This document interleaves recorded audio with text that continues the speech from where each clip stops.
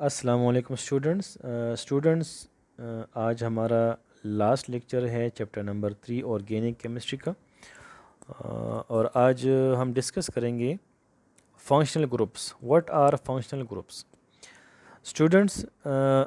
इससे पहले हमने डिस्कस किया अल्केन्स हमने डिस्कस किए, और उसमें फिर हमने अल्काइल रेडिकल भी डिस्कस किए। तो आपको मैंने कहा कि स्टार्ट में जब मैंने कहा था आपको, अगर आपको याद हो, जो हमारा फर्स्ट लेक्चर्स थे, तो उसमें आपको मैंने कहा था कि दो किस्म के हमारे पास ऑर्गेनिक कंपाउंड्स होते हैं। एक हमारे पास हाइड्रोकार्बन्स और दूसरे डेरिवेटिव्स। तो हाइड्रोकार्बन तो वो होते हैं जिसमें कार्बन और हाइड्रोजन होता है, लेकिन जब उनके साथ different elements different groups reaction करते हैं और हाइड्रोजन जो है वो रिमूव होकर डिफरेंट का ग्रुप जो है हाइड्रोकार्बन में ऐड हो जाते हैं, तो फिर हमारे पास डिफरेंट टाइप के कंपाउंड्स बनते हैं जो फिर हाइड्रोकार्बन नहीं होते, क्योंकि उसके अंदर डिफरेंट एलिमेंट्स आ जाते हैं। तो वो फिर उनको हम कहते हैं डेरिवेटिव्स। तो डेरिवेटिव्स जो होते हैं उनके अंदर फंक्शनल ग्रुप्स होते हैं। केमिस्ट्री में, ऑर्गेनिक केमिस्ट्री में डिफरेंट टाइप के फंक्शनल ग्रुप्स होते हैं जो अल्केन के साथ या इस तरह हाइड्रोकार्बन के साथ रिएक्शन करते हैं और नए नए कंपाउंड्स बनाते हैं। ये जो हमारे पास इतने ज़्यादा ये मिलियंस ऑफ ऑर्गेनिक कंपाउंड है, ये इसी फंक्शनल ग्रुप की वजह से हैं। ठीक है। तो पहले उनसे अल्काइल रेडिकल्स बनते हैं और फिर वो अल्काइल रेडिकल जो है इन फंक्शनल ग्रुप के साथ रिएक्शन करके हमारे पास नए नए कंपाउंड्स बनाते हैं। तो हम किस तरह डिफाइन करेंगे फंक्शनल ग्रुप को? An atom or group of atom which replace the hydrogen atom in an alkane and give characteristic chemical properties to it is called functional group. जब अल्केन में से हाइड्रोजन को निकाल के ग्रुप ऑफ एटम ऐड हो जाए, तो वो ग्रुप ऑफ एटम ऐसा होता है कि वो उस मॉलिक्यूल को अपनी एक ख़ास प्रॉपर्टी देता है। यानी पहले जो प्रॉपर्टी उसकी होती है वो प्रॉपर्टीज़ ख़त्म हो जाती हैं, और जो फंक्शनल ग्रुप उसमें ऐड हो गया, फिर उस मॉलिक्यूल की सारी प्रॉपर्टी उस फंक्शनल ग्रुप की हो जाती है।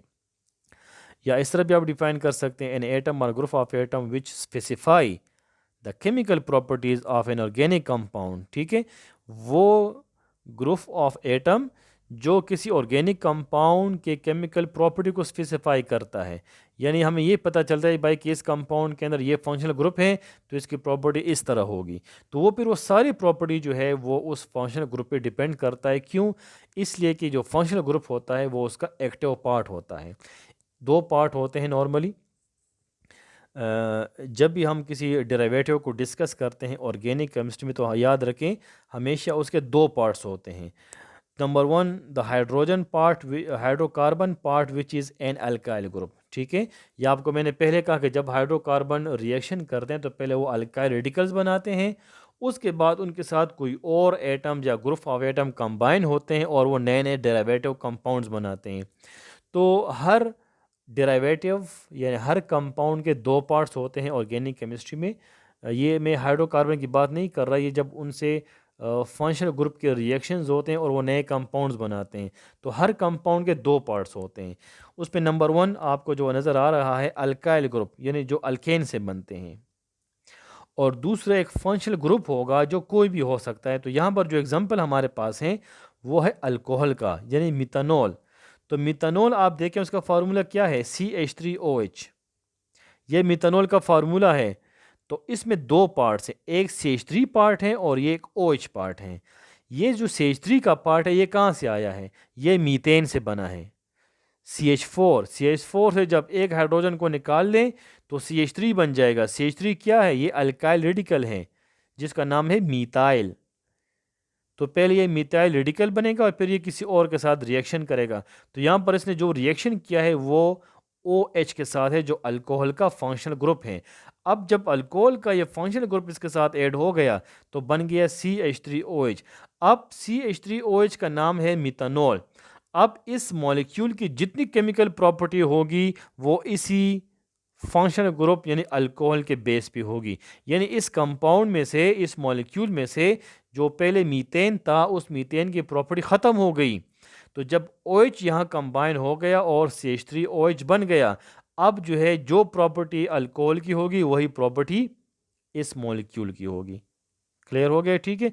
तो इस तरीके से हमारे पास हर जो डेरिवेटिव होता है, हर कंपाउंड ऑर्गेनिक होता है, उनके दो पार्ट्स होते हैं, एक कोई ना कोई फंक्शनल ग्रुप ज़रूर उसमें होगा।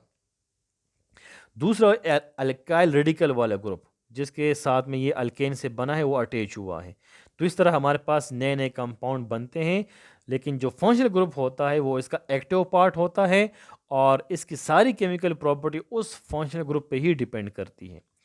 ये हमारे पास डिफरेंट टाइप के फंक्शनल ग्रुप्स हैं, ठीक है। आपको नज़र आ रहा है 1 2 3 4 5 6 छः मुख्तलिफ़ किस्म के फंक्शनल ग्रुप्स हैं, ठीक है। उसका जनरल फार्मूला भी है और उसके नेम भी है। जिस तरह नंबर 1 है अल्कोहल, ओ एच डैश उसका फंक्शनल ग्रुप है। फिर अल्डिहाइड डैश CHO, फिर ketone dash CO dash, carboxylic acid dash COOH, amines dash NH2 and alkyl radical dash X। इसका जनरल फार्मूला आप देखें तो इनके साथ R अटैच हैं, तो R का मतलब है अल्काइल रेडिकल, अल्काइल रेडिकल, ठीक है, जो एक रिएक्शन के दौरान बनता है अल्केन से। अब इनके फिर एग्जाम्पल भी मौजूद हैं, तो आप एग्जाम्पल में देखें। जो पहला एग्जाम्पल है CH3, ये असल में CH4 से जब एक हाइड्रोजन निकालें CH3 बन जाएगा रेडिकल। फिर उसके साथ जब OH कंबाइन हो जाएगा, जो फंक्शनल ग्रुप है अल्कोहल का, तो बन जाएगा CH3OH मॉलिक्यूल बन जाएगा मिथानॉल। ये कम्प्लीटली एक अलग मॉलिक्यूल बन गया। अब इसकी जितनी प्रॉपर्टी होगी ये OH अल्कोहल की होगी।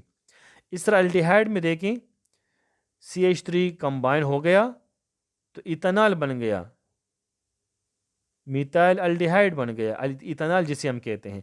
अब मीथेन की जो पहले जितनी प्रॉपर्टी थी वो सारी ख़त्म हो गई, लेकिन जब ये CH3CHO बन गया, अब इस अल्डिहाइड की जो प्रॉपर्टी होगी वो इसी कंपाउंड में आएगी। सो ये हमारे पास फंक्शनल ग्रुप्स हैं, ठीक है। तो डिफरेंट फंक्शनल ग्रुप्स हैं जो डिफरेंट होमोलोगस सीरीज़ बनाते हैं। तो एक ही होमोलोगस सीरीज़ के अंदर फंक्शनल ग्रुप हमेशा सेम होगा। अब जिस तरह अल्कोहल का होमोलोगस सीरीज़ होगा तो सब के अंदर OH होगा। अगर अल्डिहाइड का होमोलोगस सीरीज़ होगा तो सब के अंदर CHO होगा। अगर कीटोन के अंदर होमोलोगस सीरीज़ होगा तो सब के अंदर डैश CO डैश ज़रूर होगा। सो ये हमारे पास फंक्शनल ग्रुप्स हैं। ये जब अल्केन में ऐड होते हैं तो नए नए कंपाउंड्स बनते हैं जिन्हें हम कहते हैं डेरिवेटिव्स। तो डिफरेंट टाइप के फंक्शनल ग्रुप हैं जो डिफरेंट टाइप के हाइड्रोकार्बन में ऐड होते हैं और डिफरेंट होमोलोगस सीरीज़ बनाते हैं। तो एक होमोलोगस सीरीज़ के अंदर हमारे पास बहुत सारे फिर इस तरह के मॉलिक्यूल्स होते हैं जिसके अंदर फंक्शनल ग्रुप सेम होता है। तो केमिकल प्रॉपर्टी इसलिए सेम होती है होमोलोगस सीरीज़ की, क्योंकि होमोलोगस सीरीज़ का जो फंक्शनल ग्रुप होता है वो हमेशा सेम होता है। और सबसे एंड में होमवर्क है, what is mean by functional group, क्या है फंक्शनल ग्रुप, क्या है, डिफ़ाइन करें। How many functional groups are there, total हमारे पास कितने फंक्शनल ग्रुप्स हैं। What is the functional group of alcohol का फंक्शनल ग्रुप क्या है। How a functional group gives a characteristic property to an organic compound, किस तरह एक फंक्शनल ग्रुप जो है ये ऑर्गेनिक कंपाउंड की प्रॉपर्टी को चेंज करता है, या आपने इसके आंसर देने हैं। So that is the end. Thank you so much.